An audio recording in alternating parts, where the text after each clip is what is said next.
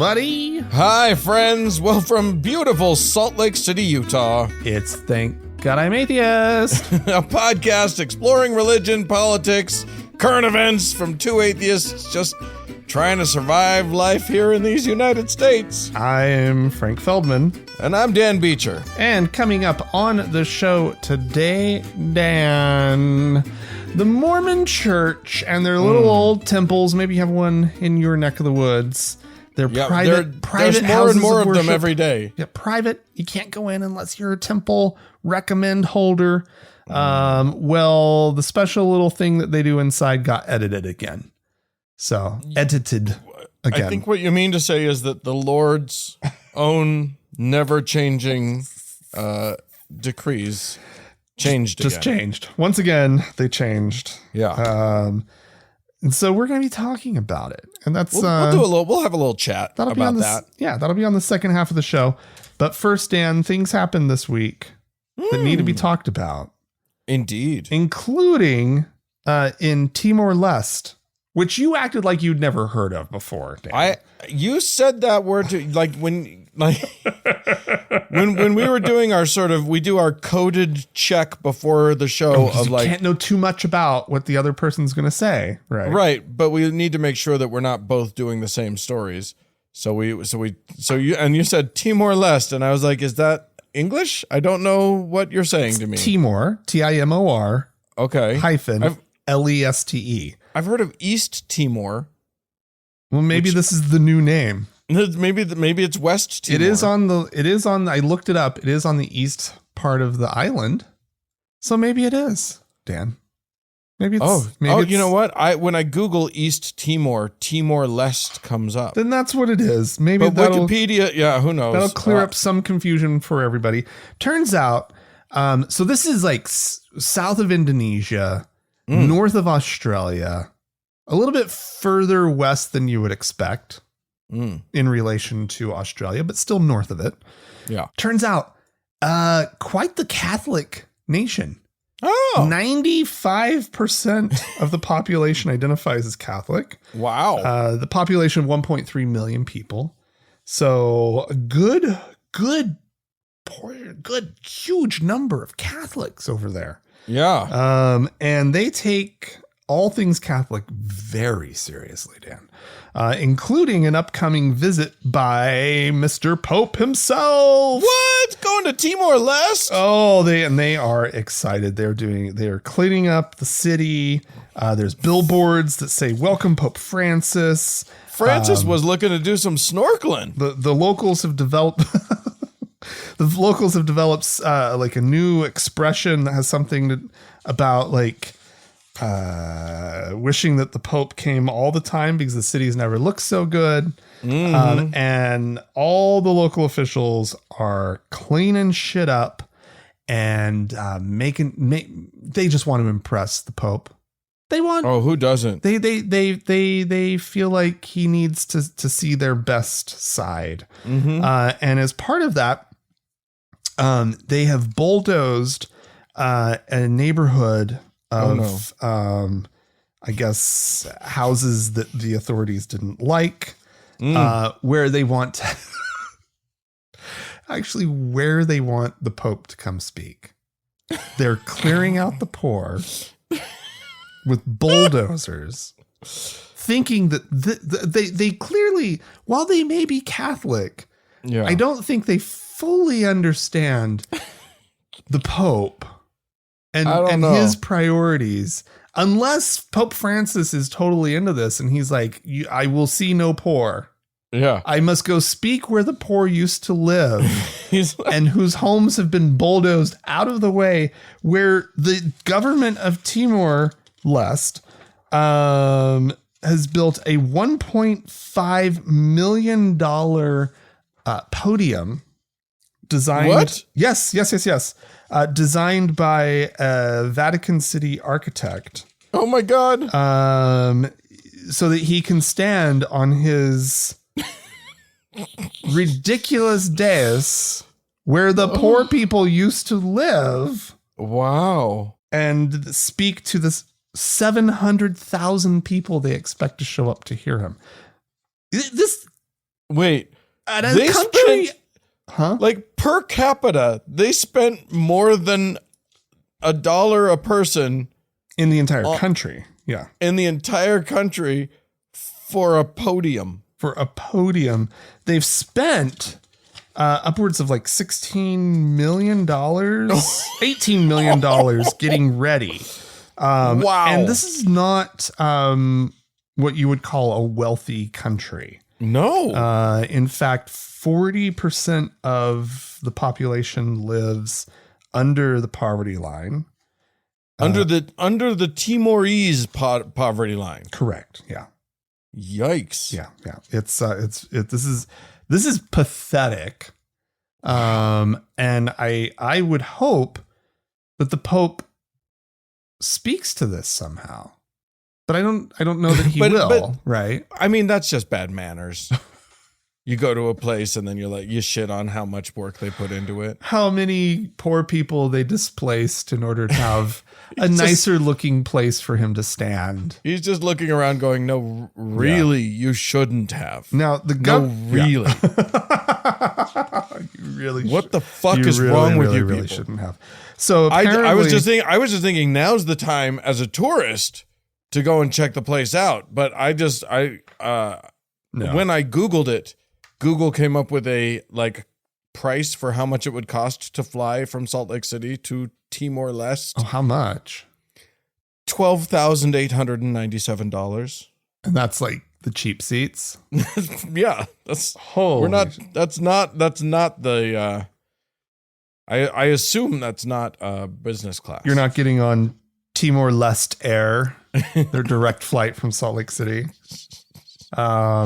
Yeah, no. So I will say this. I will say briefly what the government's position on this is, just so that they're not going represented here. They say that these were basically squatters on this land. Okay. And that this area that they're in was been declared a park and a protected wetland that is meant for all people of Timor-Leste, not just these poor people who have no place to go. But unfortunately, there have been people living there for roughly 10 years. Oh, and they've done nothing about it. Now the Pope's coming and the bulldozers come out. So that's all I'm going to say. Well, yeah. I mean, he's a very important man, Frank. I don't know if you know this. He's just a guy, but how important. Apparently, Pope, never go to one of these countries again. You will crash their economy. Yeah, well, they're going to take your visit very seriously and they're going to do stupid shit like this. That they think is going to impress you. To what end? Like what is impressing the Pope with how clean your city is? Like, you're going to get more attention from the Pope if your country's a shithole, right? Like, he's going to be more impressed by your poverty. Right. No, you don't, when you have really important company over, it's just horrifying, the thought of them disapproving. Yeah, but I'm just saying, it's sort of the Mother Teresa thing. Like, Catholics get off on the suffering of the poor. Okay. Right? I see. That's what I'm saying. You're saying they're playing the wrong game. Yeah. Yeah. They need the Pope. They need the Pope posing with your poor. He loves that. He gets off on that. Oh, yeah. Yeah. Right. That's his jam. Yeah. Not like this, what is he going to pose with? A poster that says, "Welcome, Pope Francis." No. Right? That's a bad look for him. All right. Well, I'm going to move on to another. I'm going to take us to here. Oh. But I'm going to go back in time a little bit. Oh. Because I don't know if you remember this. Most people didn't even notice, but we had a global pandemic a few years back. Okay. It was a bit of a problem. I didn't enjoy it. I found it not very fun at all. And one of the things that happened, as you'll recall, is that sort of, at least here in the United States, many church. There was a shutdown. We were all supposed to stay inside. We were all supposed to sort of socially distance from everybody. But there were carve-outs in that shutdown for religious people. Right. Like, obviously the virus isn't going to, it will respect your deeply held religious convictions, so you're safe to go to church if your church decides to stay open. I guess was the thinking. Here's the thing. Most churches, to their credit, shut down or went online. They did church online so that they wouldn't put their parishioners at hazard of their lives just to show up for their stupid church. But some didn't.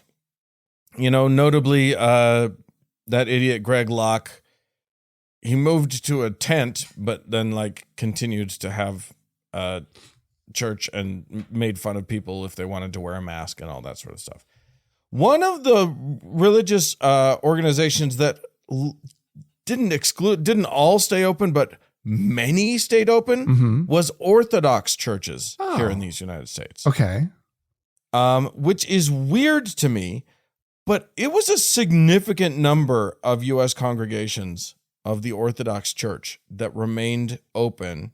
Only 53% of the Orthodox churches even offered a virtual option. Okay. For their congregations, as compared to 75% of all U.S. congregations. So that's pretty lame.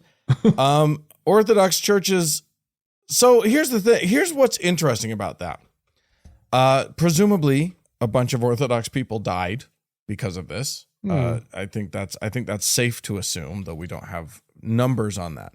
What we do have numbers on, though, you'll make the you'll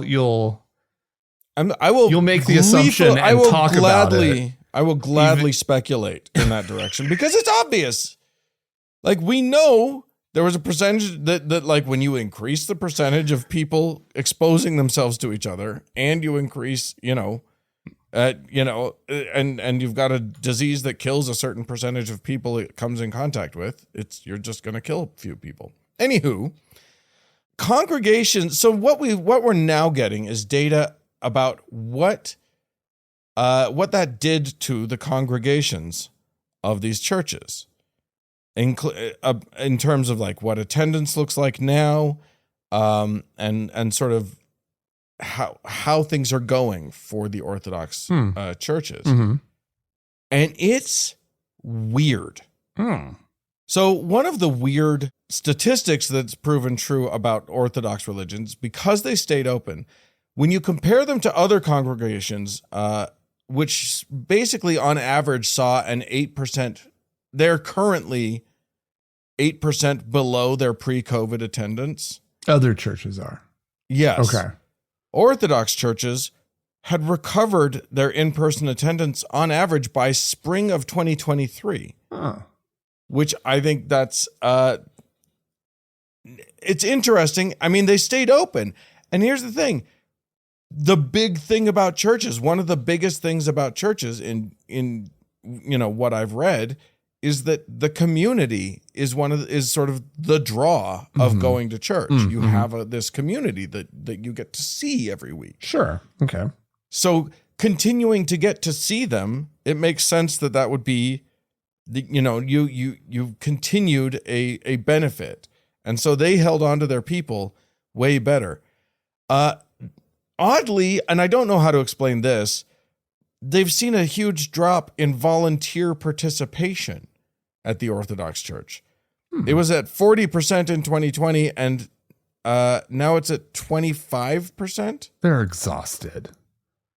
They're not gonna volunteer anymore. They're done with that. You're on your own, but please continue making church for us. I don't know what that means. I just find it so weird. But here's the other thing. They're growing. Are they really? They're growing. They are seeing record levels of new attendees. Like people go and become Orthodox? People are converting. I didn't know you could do that. Yeah. The Orthodox take new people? I guess. I thought you had to be like Russian or Greek or something. Like, isn't everybody Russian or Greek or something? No, but I kind of just thought that it was like, it was one of those things. Like, you're Russian and you're Orthodox, you're Russian Orthodox. Yeah. Right? Yeah. No. Hey, this article quotes. Hey, I just like some, schmo. Yeah. Grew up, my parents were Mormon, converts, but I could go and become Greek Orthodox if I wanted to. Yeah. Go do it. That seems weird. I guess that seems weird to me. This article talks about one priest in Santa Rosa, California, who says that his church has grown from about 80 people on a Sunday morning in the pre-pandemic months of 2020 to about 180 now. Really? From 80 to 180. What's happening? They're putting something in the holy water is what's happening. I would like to know what's drawing people to it. Yeah. But apparently hanging on and continuing in-person stuff through the pandemic was it probably sucked for the people who died, but it was great for the church. Sure, yeah. No, good for them. Yeah, right. They made the right choice, Dan. Way to go, you guys. Good job, everybody. Oh, Dan. Oh, this is an unfortunate story. Oh, no. Because it's here in Utah, and that's always unfortunate. Has to do with one of our legislators in our beautiful legislature.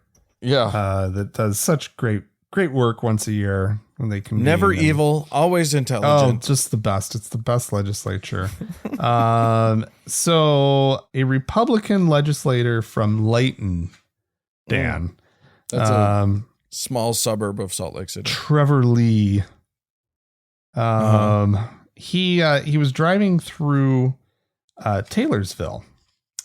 And another small suburb of Salt Lake City. Yeah. Other direction, though. I don't know what he was doing in Taylorsville. He had no Maybe business. Layton could be considered a suburb of Ogden. I can't tell. Well, Layton's kind of its own thing up in I guess it County. is kind of its own thing. Yeah. But wrong direction for Trevor Lee. Oh, he was driving along through Taylorsville. Okay.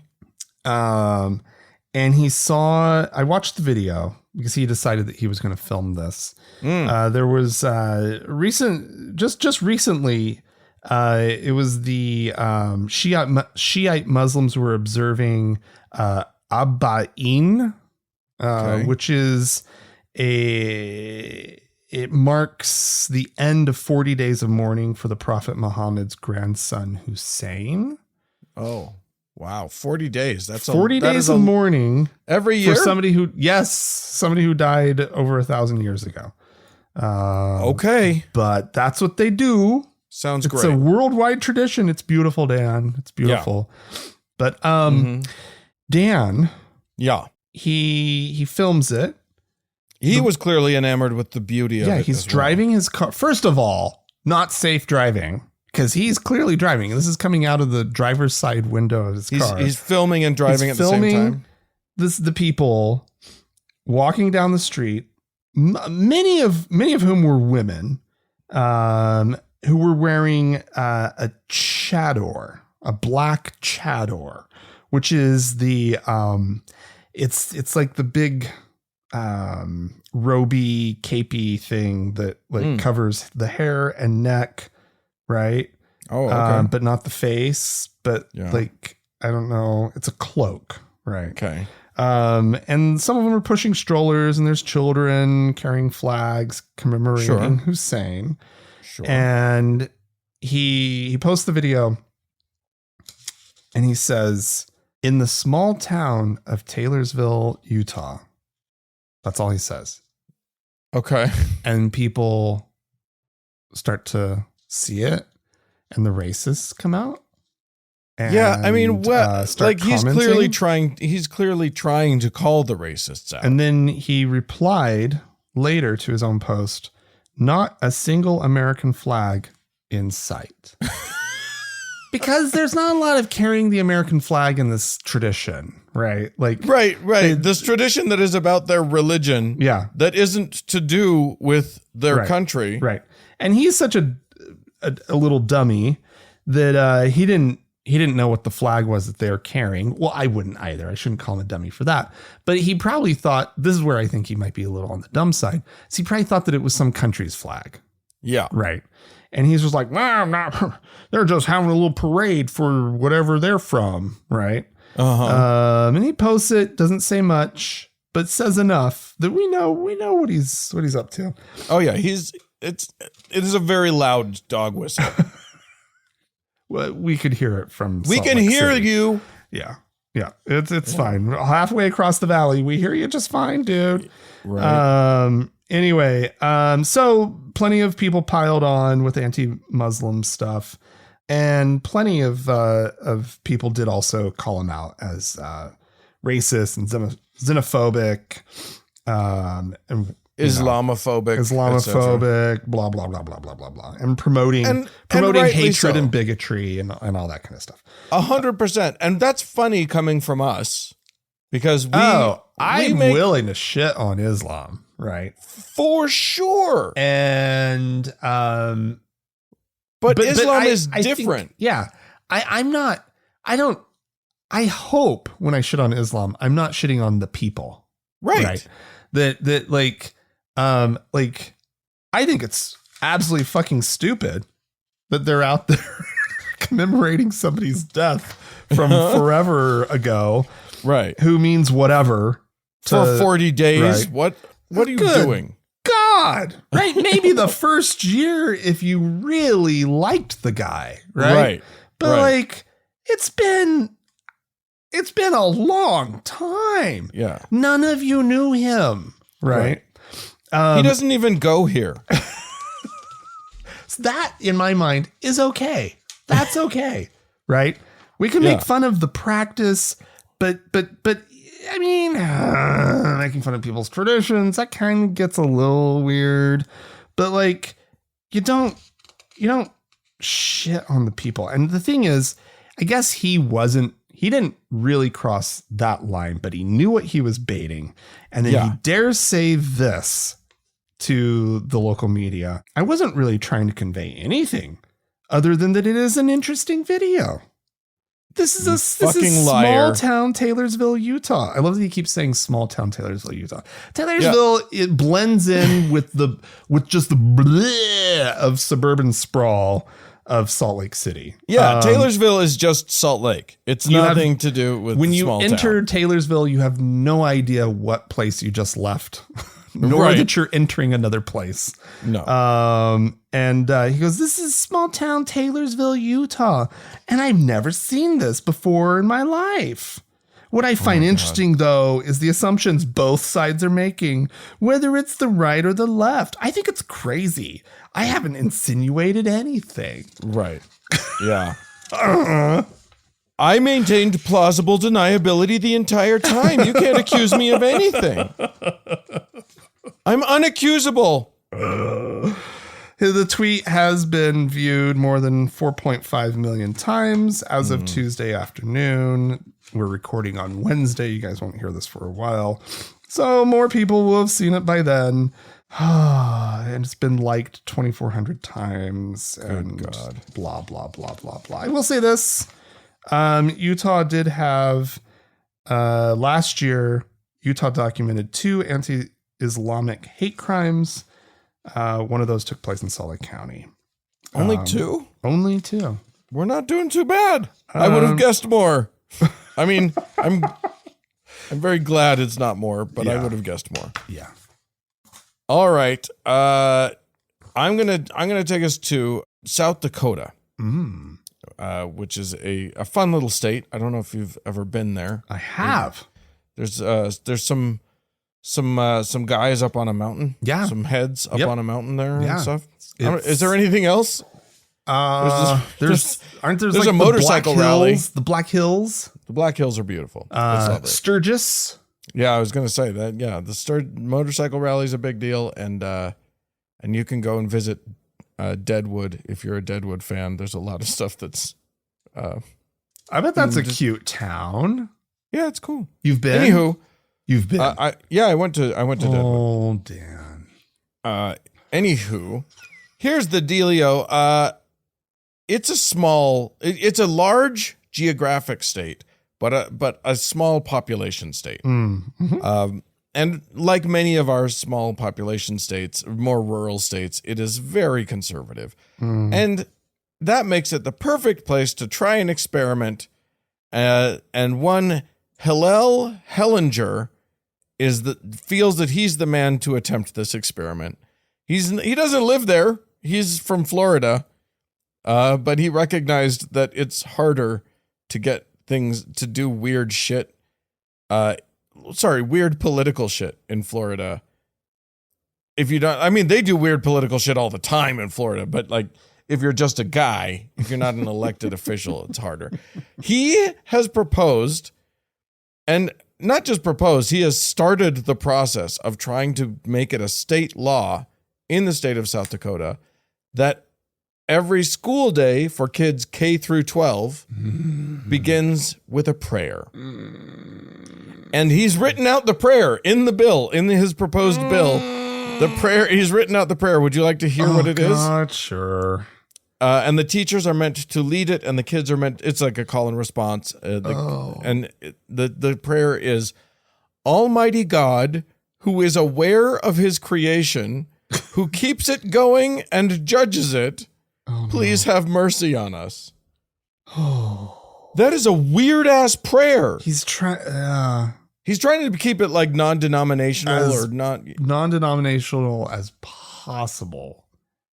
But still, there's things he's asserting there. Yeah. God is a judge, right? God is a he. Yeah. Oh, God is a he. Yeah. Yeah. Also, what is this? Who is aware of his creation, who keeps it going? What are you talking about? He knows me. He's my friend. Anywho, he has submitted this. There's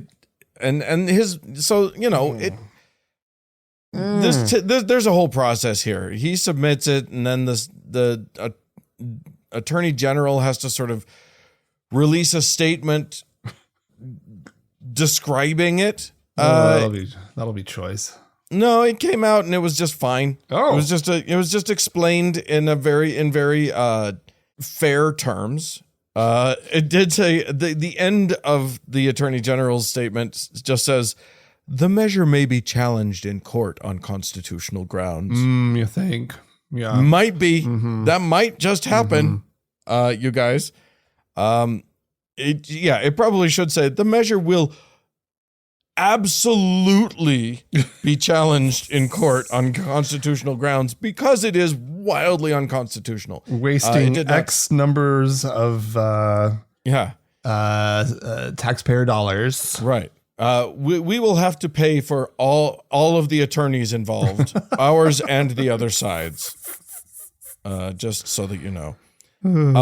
So anyway, this is this guy, but this guy is right in that he, unlike if he did it in a real state, he only has to gather a very small number of signatures once it passes to that stage in the thing, and then it'll go to a vote if he keeps pursuing it. Oh my God. I mean, all of this to say that he probably won't be successful, but this is what we need. I don't think any of our listeners are going to be wildly surprised that this is happening, but this is where they're going. This is what they're trying to do. Yeah. And they're going to keep pushing it. And if this doofus doesn't make it happen, there are smarter and more effective doofuses waiting in the wings to figure, with plans. Well, I think his big mistake is he made it sound weird.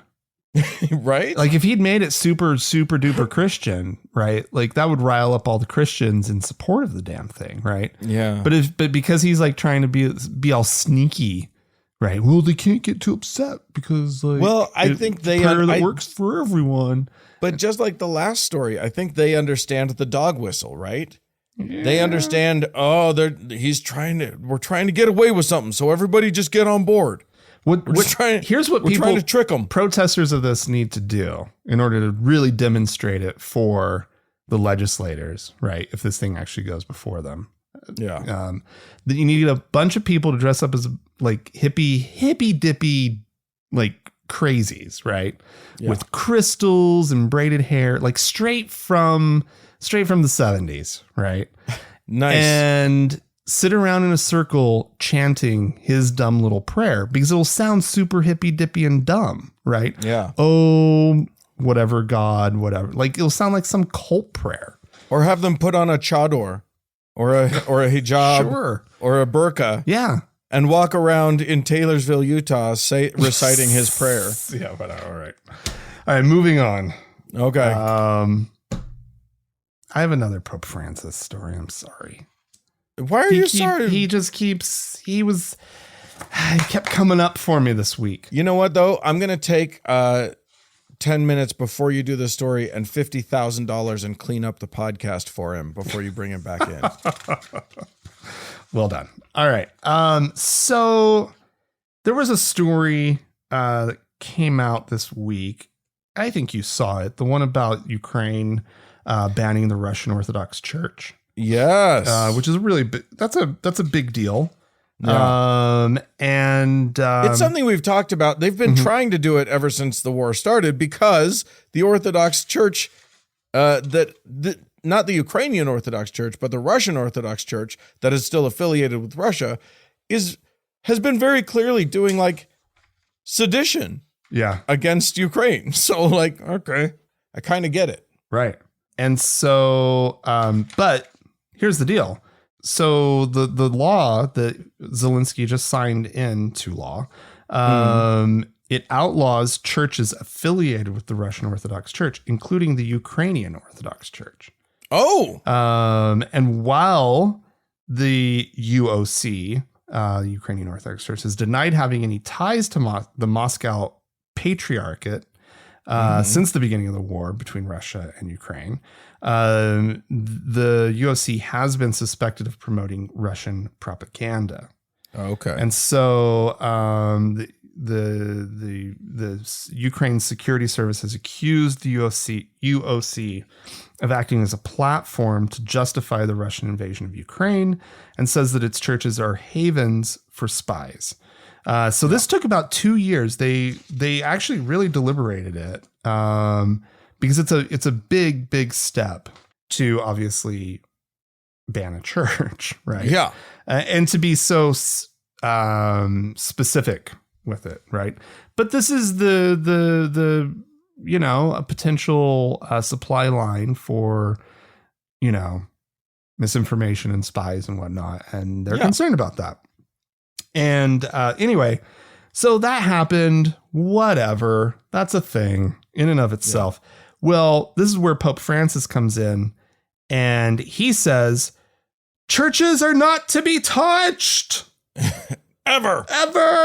Please let no Christian church be abolished directly or indirectly. A person does not commit evil by praying, he says. I don't think that was the concern, Francis. In thinking about the laws recently adopted in Ukraine, I fear for the freedom of those who pray, because those who truly pray always pray for all. Really, Mr. Pope? Wow, Mr. Pope. No true Scotsman coming in strong on that one.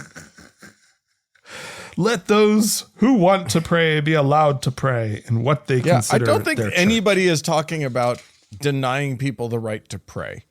Oh, no. Dan, that was clear. You didn't hear it? You didn't hear that in the whole thing? Oh, the Ukraine is against prayer. Yeah. The Pope is outraged. Yeah. I get it in the sense of like I do believe in freedom of religion, and I think that it should be, and I think that the idea of banning a specific religion is actually a very serious thing. Yeah. I take that very seriously. But also, like, if a church is very obviously a shill for the country that is literally actively trying to bomb you into oblivion, trying to end your country. Yeah.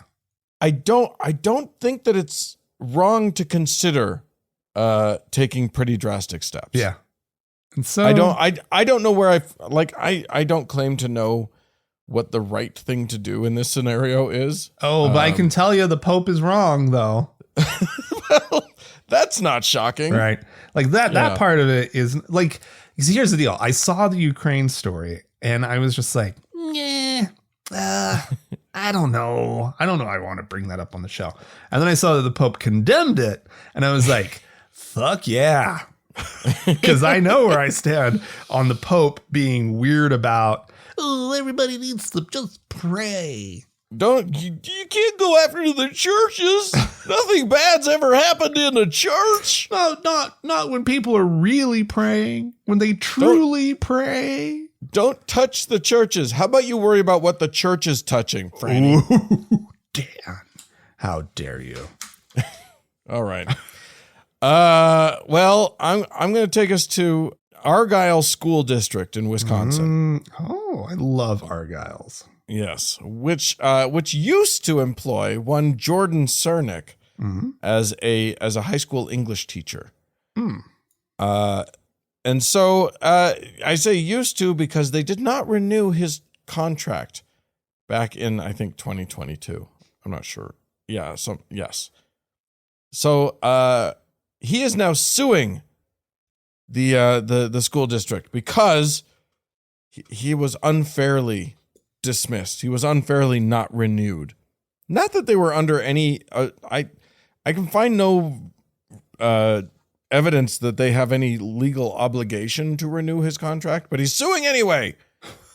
And boy, does he have a right to, because it was totally unfair. Oh, okay. In that, all he did was insist that there's two sexes. Every person is born male or female, and that's the final end of the story, and there's nothing else to be said about it. And also, a given name that was given to a child at birth is the only name that he has to call them by, and shut up. Oh. Also because Jesus. He's one of those. Okay. Yeah. And I'll tell you this much. Here's one of the things that he said, which was, he said this at a hearing about him being a bigot. Because the thing is, all he was asked to do was use the pronouns that the kids told him to use and the name that the kids told him to use. It's not hard. It's not even, I promise you, there is no biblical passage that says, woe be unto him who calls a person by pronouns that aren't what I decided they should be. It's not there. You don't have there's no religious belief that says you can't say him and inside think that's still her though. All you have to do is you can go home every day and just be mad. And yet you can still say him and or her, and you can say, Susie instead of Sam. Right. And you'll be okay. You'll just be okay. Right.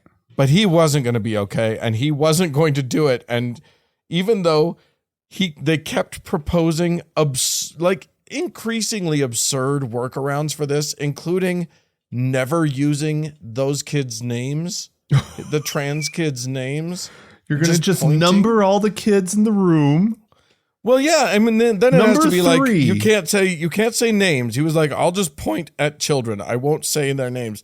Like, this is just a bad teacher. This is just like, if a kid comes in and he's like, I want to be called, Pebblehead from now on, just call the kid Pebblehead. It doesn't. Yeah. How is your life being affected by this? Okay, so it was his idea to point at the children and not learn names, or that was somebody's idea. I'm not 100% sure whose idea that was, but the district kept trying to work with him, and then when they would come up with something that the kids would, probably reluctantly agree to, he would still call them by the wrong names. He would still flub it up. And the parents would come in and call in or whatever and be like, hey, this isn't okay. Right. I mean, if anybody gets to choose the name of a child, if the parent of the child says, call my kid X, right. That's who chooses the name. That's already who that's by your rules. That's who chooses the name of the child. No. The name has been chosen. It's too late. It went on a piece of paper when they were 0 years old. No takebacks. No, that's set in stone. Once you put it on a birth certificate, it's written on Jesus's heart. How will he know who this child is if you change their name? Jesus doesn't know he got a B in social studies. What are we going to do? Oh God. So anyway, he's suing. I wish him the best. Jesus Christ. This is life in these United States. We just make everything hard, even though it doesn't have to. Thanks, religion. Anyway, if you would like to complain about this or any of our stories, you can write into us, podcast@thankgodimatheist.com. Or call and leave us a voicemail message. We'd love to hear from you. The telephone number is 424-666-8442. Stick around. There's more show coming up.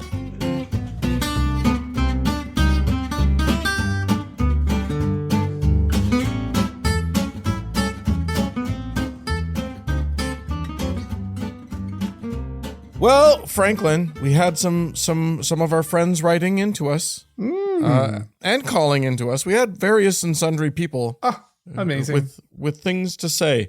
Dan wrote into us to say, hi, Frank and Dan. With regard to episode 663, 3 episodes away from 666. Which, by the way, now it's only 2 episodes away. Satan's coming. It's the great... Antichrist is coming. Anyway, Dan goes on to say, I just had a conversation with a good Mormon friend who has a transgender child. Can you imagine? Right. This child, to remind everybody, the Mormons just enacted some hateful rules. Could you imagine being Mormon and having a trans kid right now after the announcement is what you were saying? Yeah, that's what I mean. Yeah. And I imagine that many of them will not be Mormon for long. No kidding. Anywho, this child was in a few leadership roles with youth last year and would not be able to continue their role in these matters this year. His child moved away to college this year, and my friend is very concerned about the area presidency his child has moved into. He called it leadership roulette, because you never know who you're going to get as a leader. He pointed out to me the policy is even stupider and eviler, in his words, than reported, because they have hidden this policy, knowing that it's wrong. You cannot search for the specifics on the website because the policy is buried within one sentence of one subsection of a subsection of section 38.623, church policies and guidelines, policies on moral issues, individuals who identify as transgender. And it's a hyperlink in one sentence that links to a PDF, which means that the policies buried within are not text searchable from the official guidelines. That's some sneaky shit right there. Wow. So there you go. That's insane. Yeah. Dan goes on to talk about other things that are going on in that poor Mormon family with just shenanigans with the church. He says, my friend's faith is deep, but is so angry at the church. I don't know how to comfort him without screaming, leave the fucking church. It seems so obvious when you're on the outside. Yeah, it's not obvious. Just be supportive. Yeah. You don't have to say anything. Your friend will probably figure that one out on their own. Give them time, give them space, and give them comfort and love, because that's what they need right now. Yeah. Definitely don't need a leave the church lecture. Although, you know, Yeah. It would feel good. I'm guessing that they get it, Yeah. at least on some level. Yeah. All right. Wendy wrote in, you and Rachel last week talked about some books that were banned. Oh, yeah. Specifically It was an amazing list. 600 plus strong list. Did you read all of them on the air? No. Oh, okay. Pick some highlights. Anyway, Wendy wrote in specifically about The Handmaid's Tale, which you mentioned. She says, Dear Frank and Dan, this book was required reading in my Canadian literature course in the #1 undergraduate university in Canada. The Handmaid's Tale won the 1985 Governor General's Award and the first Arthur C. Clarke Award in 1987. It was also nominated for the 1986 Nebula Award, the 1986 Booker Prize, and the 1987 Prometheus Award. It is an award-winning novel. Yes, you did mention that. Sorry. The fascists have lost their damned minds. Also, these book bans violate freedom of speech in the First Amendment in your country. Not that that matters. Indeed. Yeah, it's true. And then finally, B wrote in to say Dawkins' book. You and I talked about that peach of a guy, Richard Dawkins, and his bad tweets. Dawkins' book just became free on an audiobook subscription I have.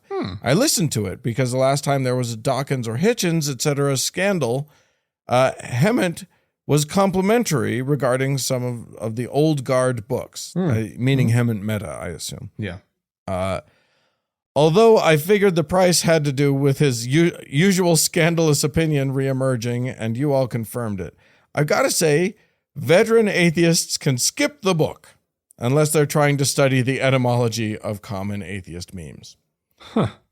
All right. Yeah, I mean, it's old stuff. Like, it has entered the mainstream now. It was that kind of stuff was revolutionary for its time and was really important for its time.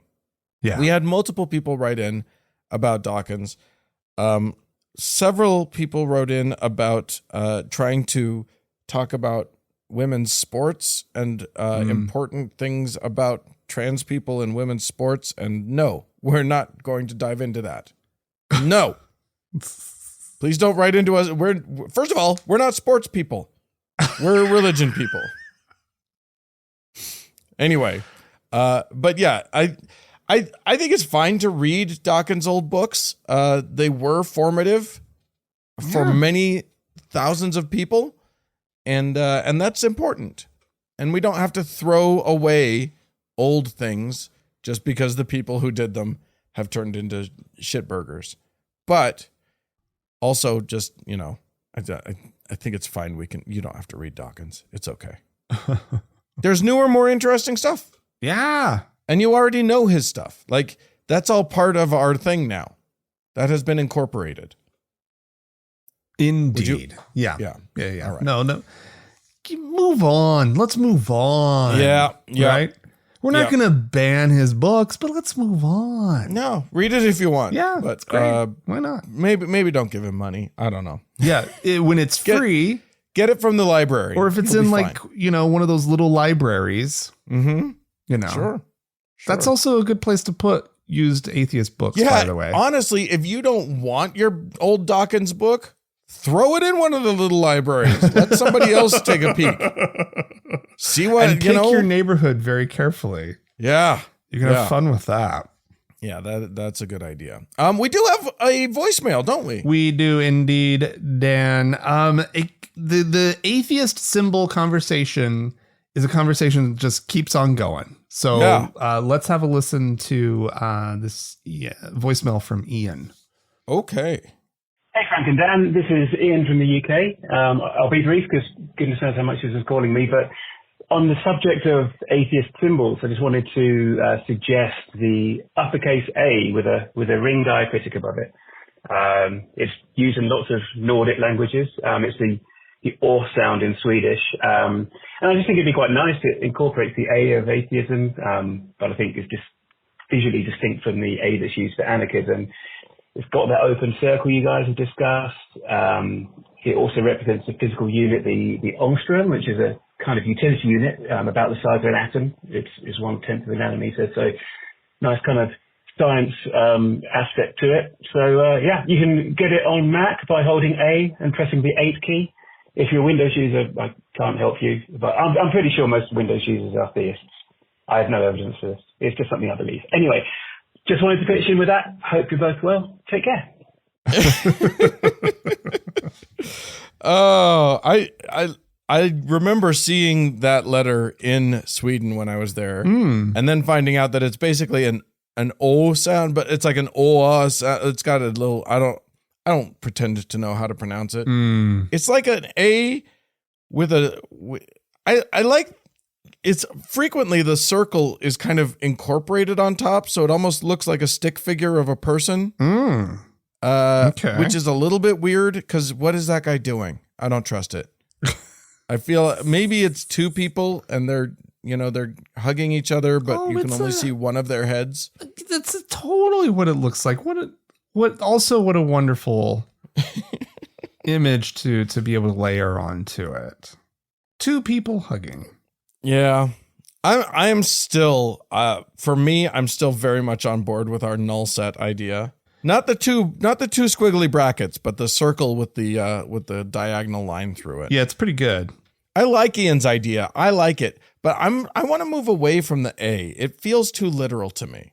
Well, it's very how shall I say Roman letter centric. Roman alphabet, Latin centric. All of us who use the Roman script, right? Like it's very Western, right? And maybe there's, there are other writing systems in the world. Also, does the A with a circle, does it has a hint of halo to it? Oh, almost like yeah. And I'm kind of not on board with the halo idea. It's like A. Like all the atheists think that they're saints or something. I don't know. I don't know. I'm still spitballing with it, but keep drawing it. I don't dislike it. I don't dislike it either. If you choose to use it, Ian, I'm happy for you. What if you and make it mean whatever you want it to? What if you made the little circle on top into the null that we've been talking about? Ooh! Now you have. Oh my God! Things have gone. Now we're just going crazy. All right. Well, if we have anybody to thank? We do, Dan. We have a new patron on Patreon, a new teacher by the name of Jared. Oh, Jared, I don't know why I sung your name, Jared, but good for you. Hey, man, that's the good stuff right there. You got a Frank sung name, man. I gotta say, if you appreciate our show, and you would like to help be part of making it go, and it's the only way that we get paid for this thing. So we more than many, we greatly appreciate our patrons. If you sign up at a certain level, you get the Frank and Dan Diary every single week, which is that's just more of us. And so why wouldn't you want it? Yeah. So feel free to go to what is it? thankgodimatheist.com/donate. That's correct. And figure out a way to give us your money. Yeah. You don't need it. It's not like all the prices have gone up ridiculous amounts and like nothing's affordable anymore. We haven't inflated. We have not. We're still the same price. Yeah. Anyway, thank you so much, everybody, for supporting the show. As always, we have our top donor to thank, our Lord and Savior, Davis. More show coming up.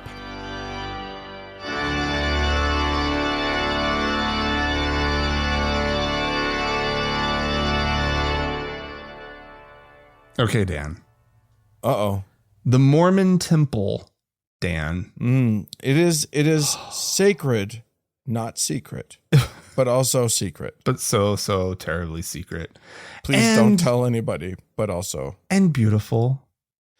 Oh, so the beauty. Beautiful, Dan. I don't know if you took the opportunity, but I took the opportunity to tour the most recent Salt Lake Valley Temple out in Taylorsville, out by where you can find all those gosh darn Muslims walking around. You went to that one, the big barn by the freeway? So ugly. And it doesn't get better inside. It is Really? so just design wise, it is. The Mormons have made a concerted move to ugly. Oh. Like we're never talking about the beauty of like an old cathedral or anything like that. No, they were never into beauty per se, but their temples were special and they put in a little extra effort. Yeah. You know, if you've ever seen the one in San Diego or the one in DC or whatever, they're kind of cool looking. Yeah, sure. They're not doing that anymore. No. That is not the goal anymore. And they're big expensive barns with a lot of marble or probably fake marble. And weird handshake rituals inside. Yeah, indeed. And here's the thing about the handshake rituals. There's the ritual, the main ritual that they do there. They do weddings there. They do what they call sealings, where they, you know, if you weren't a Mormon and now you are, and you want to be forever sealed to your family that you weren't sealed to, they just seal you up. Oh yeah, it's important. How else will you be together in heaven afterward? But the one thing that they do for everyone who goes through, the first thing you have to go through is what's called endowment. You are endowed. Well, that's not the first thing you have to do. Oh, well. The first thing is the creep out of the washing and anointing. Well, yeah, you're not going to. I guess they've slightly improved since my time. But which you feel free to describe what was done to you. I was put into a locker room and given a sheet with a hole in it for my head to stick through. Oh, thank God you said head. Okay, good. And then I went into this went behind this little curtain, and somebody came in. I can't exactly remember the whole setup because I was freaking out. No one warned you about this. No, I had no idea what was happening. I'm naked, essentially. Under a poncho. A white poncho, of course. Yes. And an elderly gentleman starts saying little prayers and dipping his finger in oil and putting some on my forehead and putting some on my chest and putting some on my thigh. And I was fucking not lower out. Thigh. We're not talking knee here, right? It wasn't too close to the good stuff, but it was. He must have not thought you were hot. It was close enough. Well, it was an older guy from the ward, and but he was there, and it was very special, very very very special. And this all and all of this touching happens under the poncho. Yes, not over. They're reaching in. And women experience the same thing. Only it's a woman who does it. Yeah. But like, you know, they touch the chest. They touch. It is. There's also nobody saying this is what we're about to do. No. Are you cool with that? Right. Like they just did it, and I was like, "What in the fuck just happened?" Yeah. And then that's when you get your garment, right? So they actually put it on you the first time. You don't put it on yourself. They dress you in the new underwear. Yes. At least again, I haven't looked into what they're doing right now. Right. But that's how it was in 1994. Anyway, once all of that is done, they take you in for the weirdest and most boring ritual of your life. It's weird. I didn't go through this, but I did see video of it. They take you into a fancy home theater, basically. Yeah. Some of them in the larger temples are quite large. They take you into a large fancy theater room, I guess. And they play for you a video. The most boring video in the world. It's awful. And here's the thing. What it was when you went through there it included all of these moments. So it's depicting the creation of the earth, and and God is talking to Jesus, and then Jesus is talking to Adam, who is also Michael. Don't ask any questions about that. And it's basically, it was so repetitive. God would say to Jesus, "Yonder is matter unorganized. Go down," and blah, blah, blah. And then Jesus would say, "I will go down," and just repeat everything that he just said. And then Jesus will say to Michael, "Michael, let us go down, for yonder is matter unorganized," or something like that. And it's pretty close. And then he says, "Okay, we will go down." And it's just, everything is repeated 3 times for no good reason. Well, it sort of bores you into submission. Yeah. Right. Like you're just like, what it feels like it is a psychological trick to subdue you until your brain is no longer your own. Yeah. No, definitely. But I think definitely. Here's what I think. In the age of YouTube and TikTok, that I think they realized it's not working. It's just boring them so much that they can't even pay attention enough to fall under the spell. Right. So they shortened it. They've whittled it down to about an hour, Dan. An hour. It was like 2.5 hours when I went. I want to know what's left. Yeah. Like, what is left? I swear to God. I didn't know that it was that much. It had to be. It was not. It wasn't an hour and a half when I went. I know for a fact. If it was 2 hours, I'd be shocked. I'm pretty sure it was well over 2 hours when I went. In fairness, at least half is gone. Yeah. And I'm like, so all that's left is just the bad story, right? Yeah. At least you had like this thing that like made you feel like you were like deep in a cult. Right? No, they still got that because you still have to do all of the like weird hallelujah shouts and the like they don't say paleo anymore. No, they say hear the words of my mouth or whatever. Yeah. And then you do still have to do like the weird handshake shit and the hath it a name? Yeah. All the weird stuff. Like they literally, you guys. I know it sounds like we're making stuff up at this point. Like if I told you Mormons have handshakes, special handshakes that you need to know to get into heaven, you would be correct to assume that is stupid. Yeah. And nobody would actually do that. But if I'd said that they have to be wearing a weird baker's hat and a green apron over their white clothes. Weird clothes that I don't even know what they're supposed to look like. Yeah. Then you're like, oh, okay, now it all makes sense. Yeah, sure. Yeah, no, like the temple, like it, you're right. Okay. So they still got some stuff left. But honest to God, like the stuff that they have left, it's not, it's still fucking weird. You're totally right. It's still fucking weird. And I really feel for the people going through. But eventually, though, I think you may be making a good point. Eventually, you're just going to go in the temple. They're going to show you a 90-second TikTok video, and you can leave. That's what they're going to get it down to at some point. I feel like that will be insufficient to really indoctrinate into the cult. I think you'd still have to have at least a good hour's worth of boredom and freak out. Do you think they've?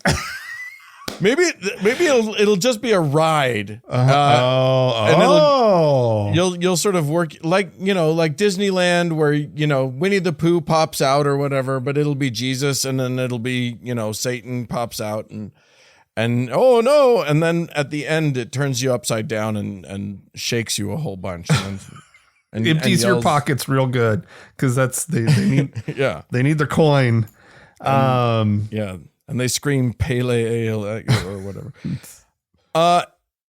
it's still bizarre. But the thing that's weird about this, and the thing that we should be talking about, because, you know, most of our listeners are not former Mormons, Right. Is the fact that this is the everlasting word of God that created these ceremonies. You know what I mean? Never mind the fact that they stole many of these ceremonies directly from the Masons, the Freemasons. You say it's the everlasting word of God. It's even more important than that. This is how you get into Mormon heaven. Yeah. This is the most important thing that they got in their religion. Yeah, it is the most sacred ritual they have. Right. And they're sitting there just getting the red pen out.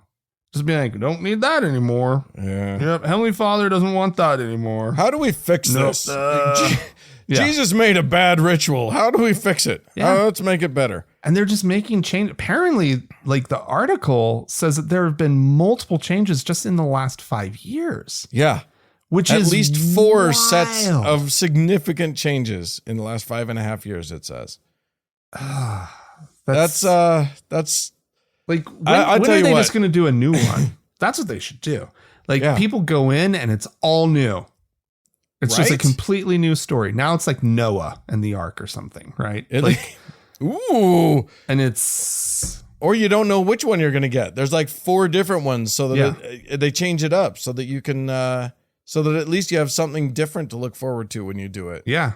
Because most members are expected to go multiple times. Like they want you to go a bunch. Yeah. Well, a lot of people don't. Most people don't. And that turns it into like a fun movie going experience. Yeah. You know, Maybe actually, it could be a choose your own adventure. Everybody votes on which one they're going to do. my parents are loath to talk about the temple. They will not talk about it. But the one Most Mormons won't. The one thing that they did tell me, you know, who Gordon Jump is, right? Oh, the WKRP in Cincinnati guy. Yeah, he was the station manager on WKRP in Cincinnati. That was a TV show back 100,000 years ago. He was young kids. Yes, in the 70s. He was Mormon. Yeah, a Mormon actor. And when my parents first went through the temple, Gordon Jump played one of the characters. And they were just like, what's the guy from WKRP in Cincinnati doing? Oh man, because they had to hire actors to do these things. Yeah, but normally it's just like, you know, they just find some Mormon these aren't famous people normally, right? Give it 3 years and it'll all be AI. Whatever. Anyway, there you go. Might be worth. You know what? If you're really curious about it, just join the Mormon Church. Yeah, you just have to wait like a year. Yeah, and then you can pay lots of tithing for the year, and then find a disillusioned Mormon who's so angry about their trans kids being treated that way that they'll just give you their temple recommend, and you can just go. If you'd never been through, you would be picked out so quick. They get you. Yeah, because you wouldn't know where to go for one. And you wouldn't quite know all the little nuances of weird Mormonness. Yeah. Because if you're a first-time temple goer, you have a special recommend that's getting you in. And they also pin a little tag on you so everybody knows that you're new. Right? Oh, interesting. And so like they say it's so that they can help, but I think it's like a security thing. Right. So it's like they know that the wide-eyed person wandering around lost, right, kind of crying to themselves. Yeah. Because they just had the worst day of their life. Some old man just touched them in a way that no one prepared them for. Well, it's the day you find out that you grew up in a cult. It's the best day of a young Mormon's life. Just, you're like, oh shit. Shit, I grew up in a cult. Yeah, they don't tell them. Sunday's so boring. They kept Sundays like so the boring. Scientology Xenu shit. You don't know about it until you're like all the way in, and then you're like, oh. Is. Yeah. And then there's no going out because like on your way in, you're sworn to secrecy. Yeah. And like there used to be like death penalty, right? Yeah. blood oaths you were taking. And they also say they don't do that before anymore, before they explain to you what anything it is that is going to happen. They say, if anybody wants to leave now. Yeah. If you don't want to do this, now's your chance. And it's like, do what? I don't even know what's happening. It is. Right. Like anyway. Apparently I missed the evisceration thing by like less than a year. By a year or two. Yeah. So, but anyway, when you swore that you would rather have your throat cut rather than reveal the secrets of the temple. And then there was one that you did across your belly. Yeah. Yeah. Gross. All right, friends. Well, if you have anything you'd like to say about the cult that we grew up in, feel free to write into us, podcast@thankgodimatheist.com. Or leave us a voicemail. We'd love to hear from you. The telephone number is 424-666-8442. Hey, to support the show, go to thankgodimatheist.com/donate. This episode was edited by Roger Gowdy, and music was provided by the Red Rock Hot Club and Gordon Johnston. Hey, thanks to all y'all for tuning in. We sure do appreciate you. Thanks so much. Bye-bye.